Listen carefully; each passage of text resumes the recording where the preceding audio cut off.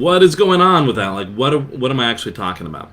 I know Heather and I talk a lot about putting the divorce on pause, and this is an important thing. Like just trying to get things to stop, and we talk at length of how to get there, but what do we do after that? Like once everything has been kind of put on pause, what do we do? And that's a lot of what I wanted to talk about. Usually at this point, a lot of what's going on is there's a lot of hesitation in the relationship, and a lot of people kind of wondering what's going to happen next, and what are we going to do, and how are we going to solve things. And so that's kind of like where I am jumping into this, and why I wanted to talk about this topic, because my observation here is this phase has a high amount or a high chance of having some failure, and I want to go over some of those pitfalls and what to do about this to make sure that if your spouse is reconsidering the relationship, how do you shore that up, and how do you make sure that the situation feels secure? And that's a big part of our main goal at this phase, is not to congratulate ourselves and say, yes, we've done it. A lot of this is to, and here I'll zoom in a bit, is to help make the relationship feel much more secure in what is going on. So, let's dive in a bit here. And it is going to be a bit janky with all this, but you'll just have to bear with me for a bit. So, in going about this, what are our goals, and why are these our goals? As I said, I see the main obstacle at this stage. If your spouse is saying, well, okay, maybe I'm not focusing in on making the divorce happen, or maybe they're even going as far as saying, all right, let's see what happens here, and let's figure this out. Almost every relationship that I see at that stage, it's this kind of sense of testing the waters and making that relationship all the more secure is so important. Sometimes we kind of talk about how maybe our spouse at one point or another might be testing us, and this is really one of those phases where that's a lot more likely. Trust is not super high, and people are not really sure if what I call the impossible problem can be solved. So if I had to put it like a side goal here, is about providing hope for the marriage. Basically, it's this sense that the impossible problem has a solution. If you guys haven't heard me use this term before, when I'm talking about the impossible problem, just about every time a couple is coming to the point of ending things, it's generally because there is, quote unquote, some sort of problem that people believe can't be solved. Maybe it's an affair, maybe it's some resentment that's built up, maybe it's a lack of connection, and one person or another says to themselves, this problem can't be solved, and so it's easier to pull away or to end the relationship. And that's what we're trying to do right at this point, is we're trying to provide hope in this. In a hopeless situation where there previously wasn't hope or a sense that there's a solution, we are trying to provide that hope. And we're doing that by resolving some of these underlying issues and really concentrating on rebuilding trust. And this might seem like a very generalized sort of explanation, but we'll get into that a bit deeper here as we go. So I want to differentiate things a little bit and say, a lot of how you approach this is going to depend a whole lot on what kind of cooperation you might have from your partner. Generally at this stage we have a few different scenarios going on. We either have a partner who says, well, you're the one to blame, and so you need to make changes. These are some partners who, this is going to be a slightly more difficult situation, not impossible, but it just requires a few more steps. Alternatively, you might have a partner who is a bit more balanced, and where they're saying to themselves, okay, I recognize my part in all of this, and I need to they might be saying I recognize I need to work on myself too. Definitely would say this is a more ideal situation, but this is not impossible either. But this is the big differentiator in how we approach this. One of these approaches is there's going to be a lot more accountability, a lot more cooperation, and the other is we have to build up to that. So remember, our main goals are resolving some underlying issues and rebuilding trust. And the main difference, when we have a cooperative partner versus an uncooperative partner, is it becomes the question of who goes first, more or less. And with the uncooperative partner, the one who is not really accepting a lot of blame, well, the answer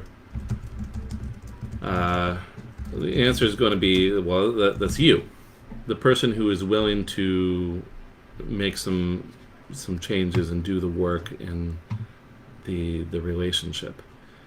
I don't want to kind of give a sense of doom and gloom here.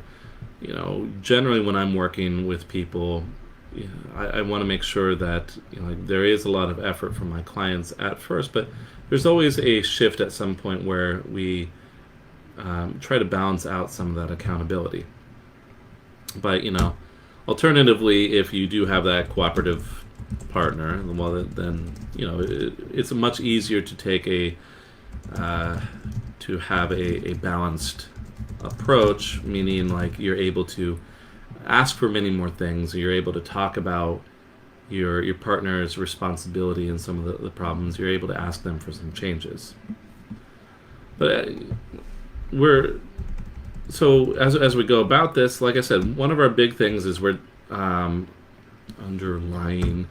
We're trying to solve this problem of how do we solve the impossible problem?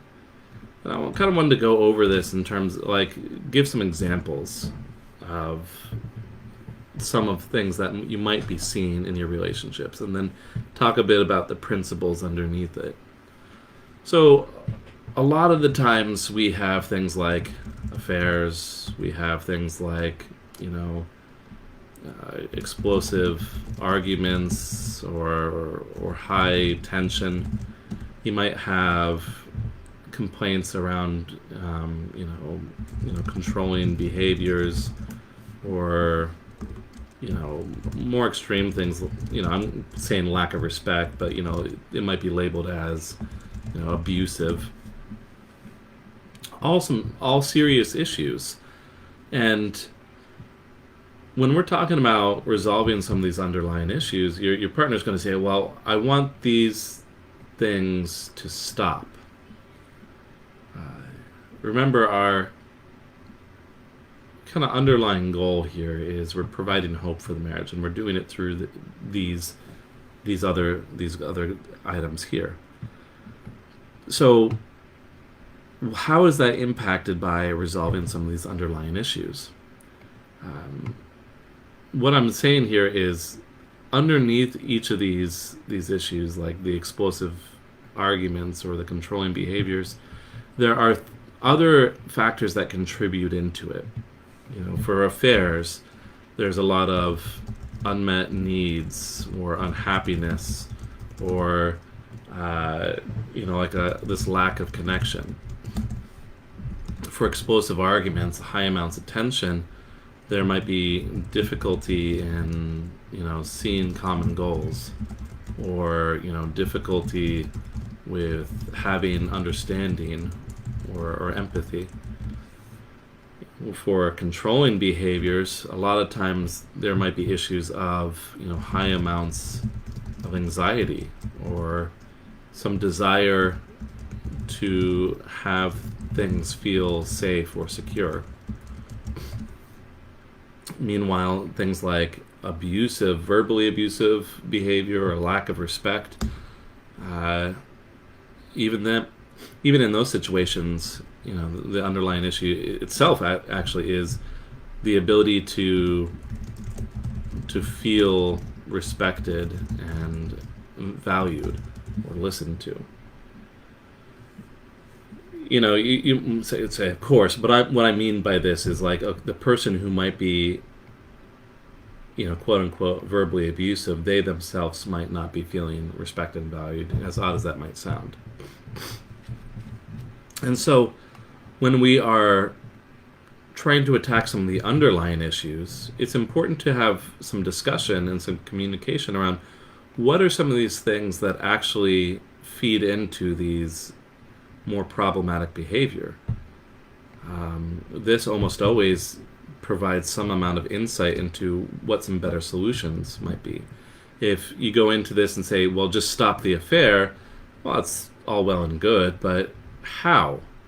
How do we stop an affair and make it feel healthy and not just like, someone's in trouble and the other person has to, make up for it? Like, that's not a great scenario. How do we, you might say just stop the argument, stop being so tense and explosive, but, well, how? It's, you might need to develop some amount of communication skills. You might need to take time to develop some understanding for each other or some empathy, to learn, learning some flexibility in your approach to solutions or things like that. Essentially, as we're talking about those underlying issues, you're providing the sense that, we have a handle on this impossible problem. We know what it is, and we know, we have some sense of like what needs to be done to start approaching some solutions. So by like looking at the problems underneath the main issues, like the problematic behavior, you start, the impossible problem doesn't seem so impossible anymore.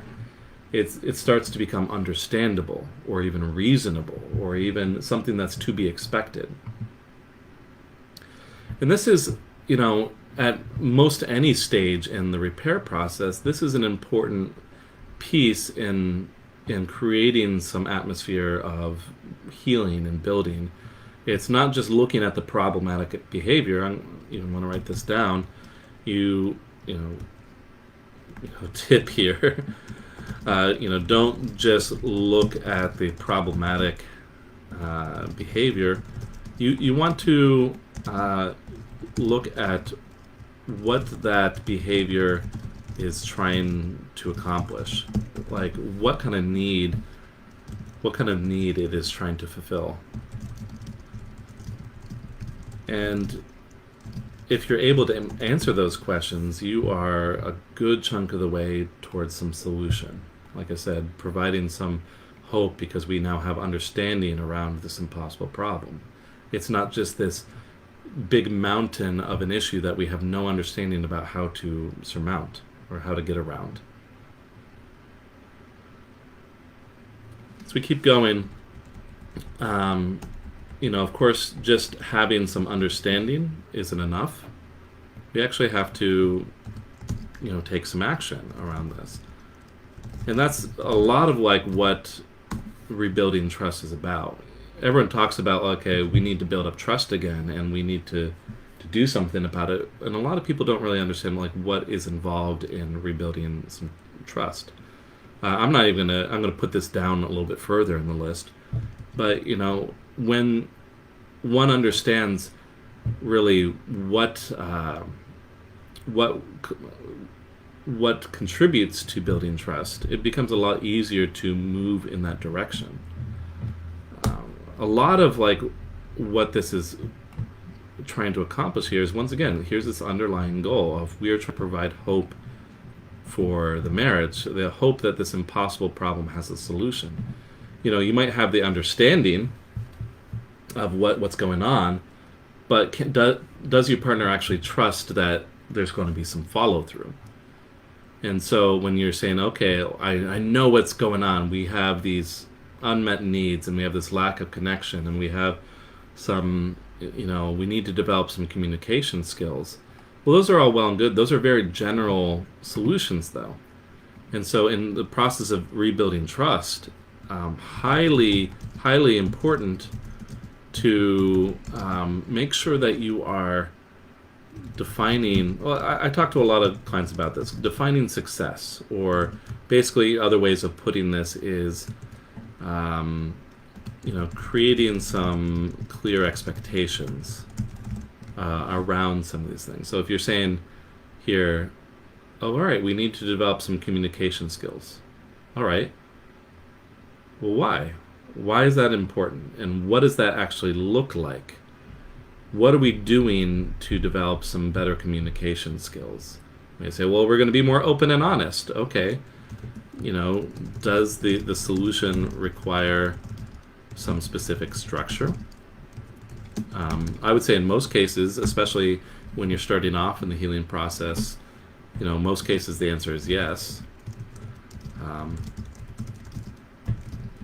Now, why that is just having some more structure allows you to have clear definitions, and it allows you to demonstrate some follow-through, all things that are going to help in rebuilding trust.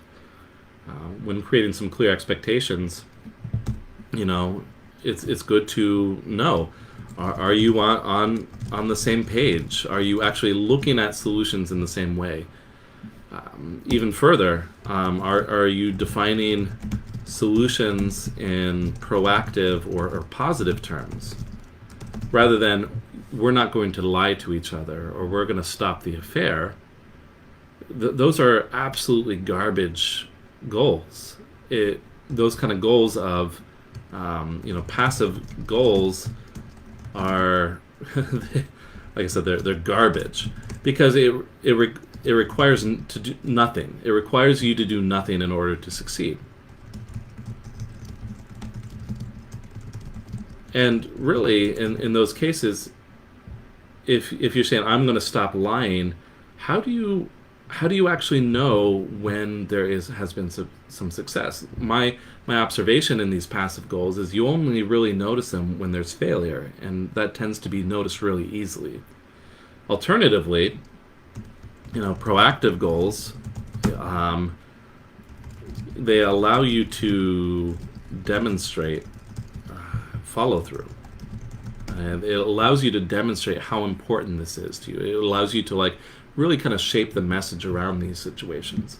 So if you're saying we're going to figure out some good communication tools, part of these goals might be like researching in books and writing out some notes and practicing, and you might actually have some real conversations together.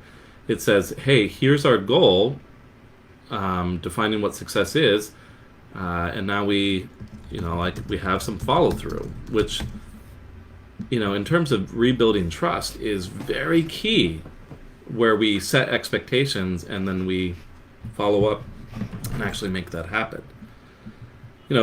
For most people, being able to trust a situation, it's about saying, I know what's going to happen here. I know what to expect from this. And so by clearly spelling all that out, and then showing your partner that it's actually happening, it is, by definition, building that trust, building up that sense that, hey, I know what's going to happen here. I know what to expect. If we're using some of these examples above, things like affairs, we might say, okay, we have some lack of connection, we have some unhappiness. Let's define what we want to do. We want to build up some connection. That might mean, defining that as we are going to set aside Wednesday and Friday evenings to spend enjoyable time together. That might not solve all the problems, but, it at least addresses the connection piece. And we might say, okay, we're going to take turns being proactive about making plans for those evenings, so that one partner isn't feeling like they're making all the plans. And then as that starts to happen, we start to create the situation where we say, okay, is this actually building up connection? And so as we're rebuilding trust, the other piece here is, creating space for feedback, the ability to discuss whether things are working or not, and the ability to discuss progress, and the ability to make changes to aid in progress. Highly, highly important. So let's kind of recap here for a second. Our whole point here is saying what needs to happen as you're putting the marriage back together. Like I said, Heather and I sometimes we talk quite a bit about putting the divorce on pause, or just these kind of moments where the partner is kind of going back and forth about whether they want to be in the marriage or not. And the main problem with this is there's hesitation. There's this lack of commitment about really sitting down and saying, yes, I want the marriage. And if there isn't a lot more security around this, it has the ability to devolve further and drift further apart. So our whole point here is really shoring things up, helping things feel more secure at these sort of stages. We're talking a lot about creating some understanding and building up some of that security through some of these trust building sort of actions that you might take. But overall, what you're trying to accomplish is providing hope for that impossible problem. So I hope this was helpful. I hope this is kind of gives you all a good sense of how to approach these sort of situations. Of course, in my mind, this is kind of like a broad overview. And there's all sorts of things that can come up in these scenarios that can throw a wrench in the works. I do basically always suggest that make sure that you are getting support from other people. Heather's favorite saying that we hear a lot from her is you can't read the label from inside the jar. So make sure that you're getting an outside perspective. Now, of course, Heather and I really like to provide that support for people, but I'm not going to say, hey, you have to go with us. I just want to say, hey, make sure that you are going about this wisely, and you're not trying to go about this on your own. I with this sort of explanation, there's all sorts of different issues that can come up. Whether your partner is just not seeing your actions for what they are, whether they don't believe your intentions. So we could talk at length about communication and around these sort of topics. We could talk at length about how do we build up a better narrative? How do we get around kind of this negative assumption this contempt that might have built up in the relationship? And these are all wonderful topics. I would love to hear from all of you. If you'd like for us to discuss at length any of these other kind of related topics, Heather and I, we do look at the comments in the Facebook page, and we're always willing to create content around some of the questions that you all have. So with that, if you need some support, let us know in the comments, or just come over to our webpage. It's www.highthrivecoaching.com. You're more than welcome to meet with one of our team members to get a bit of an assessment of what's going on. All right, with that said, thank you all for listening, and hope this was helpful. Let us know if you like this format and if this was useful for all of you. I will also, even if needed or wanted, I will provide a link for, I'll provide a link to the notes if you do want that in the comments. All right, thanks for listening, everyone. Thanks Thanks for listening to The Thriving Marriage, your A to Z blueprint for not just surviving marriage, but thriving. Until next time, my friends, thrive on.